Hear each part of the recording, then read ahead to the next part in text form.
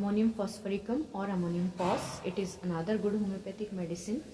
ये बहुत broad spectrum medicine नहीं है, इसका लिमिटेड स्फीयर ऑफ एक्शन है, मतलब ये बॉडी के पर्टिकुलर ऑर्गन्स पे इसकी एफिनिटी या इसका एक्शन जो है पर्टिकुलर ऑर्गन या सिस्टम पर होता है। जो इसका पेशेंट होता है वो बहुत ज़्यादा सेंसिटिव होता है for the draft of cold air. Draft of cold air से बहुत सेंसिटिव होता है। इसका सेंसिटिवनेस का मतलब होता है कि या तो जैसे ही कोल्ड एयर के लिए एक्सपोज होगा या तो उसकी प्रॉब्लम स्टार्ट हो जाएंगी या फिर बढ़ जाएंगी।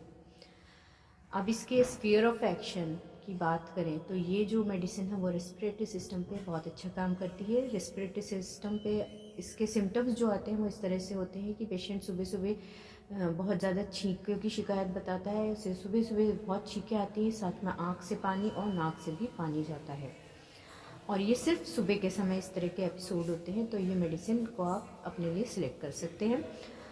अगर पेशेंट को खांसी की भी शिकायत है तो वो खांसी बहुत डीप कफ करता है और उसके बाद ही एक्सपेक्ट्रेशन बाहर आता है, और एक्सपेक्ट्रेशन जो होता है या स्पुटम जो होता है पेशेंट का वो ग्रीनिश कलर का होता है।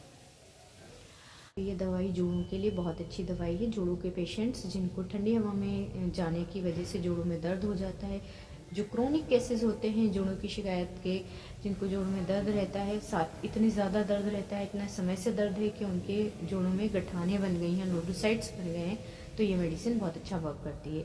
यूरिक एसिड डायथिसिस है या फिर गाउटी पेशेंट्स हैं उनके लिए बहुत अच्छा वर्क करती है।